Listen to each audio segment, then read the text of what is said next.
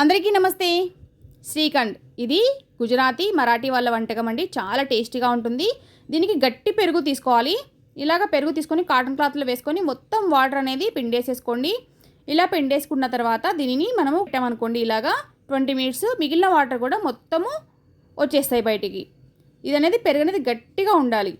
అప్పటిదాకా ఇలా బరువు పెట్టేసుకోండి. తర్వాత 20 మినిట్స్ తర్వాత చూపిస్తున్నాను. మనకి ఇది ఎలా అవుతుందంటే పన్నీర్ లాగా గట్టిగా అవుతుంది. అప్పుడు దీనిని మనము వేరొక గిన్నెలోకి తీసుకొని చూడండి ఇలాగ అవుతుంది. వేరొక గిన్నెలోకి తీసుకొని మంచిగా ఎట్లా అంటే క్రీమీ లాగా తయారు కావాలి. ఇలాగా మంచిగా 5 మినిట్స్ మన చేతోటి కానీ లేకపోతే మజ్జిగ కవ్వంతో కానీ ఇలా అంటే మెత్తగా క్రీమీ లాగా తయారవుతుంది. స్మూత్ పేస్ట్ లాగా తయారు కావాలి.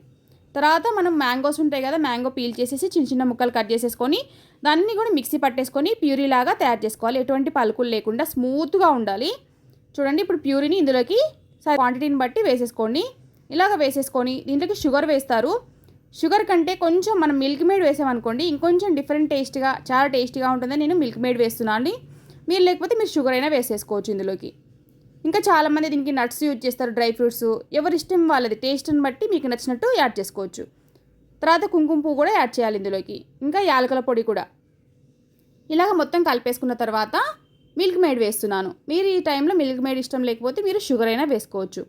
అలాగే నేను ఇప్పుడు దీంట్లోకి కుంకుమ పువ్వు వేస్తున్నాను. కుంకుమ పువ్వు ఇష్టం లేకపోతే మీరు నట్స్ అయినా వేసుకోవచ్చు. డ్రై నట్స్ ఉంటాయి కదా, అవి వేసేసుకొని ఫ్రీజర్లో 30 మినిట్స్ పెట్టేసుకొని తింటే చాలా చల్లగా చాలా సూపర్గా ఉంటుంది.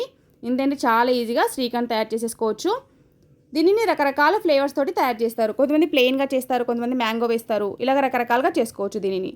ఇంతేంటి చాలా ఈజీగా. దీనిని ఖచ్చితంగా ఫ్రీజర్లో పెట్టుకొని తింటేనే చాలా టేస్టీగా ఉంటుంది. చాలా చల్లగా ఎంజాయ్ చేయొచ్చు.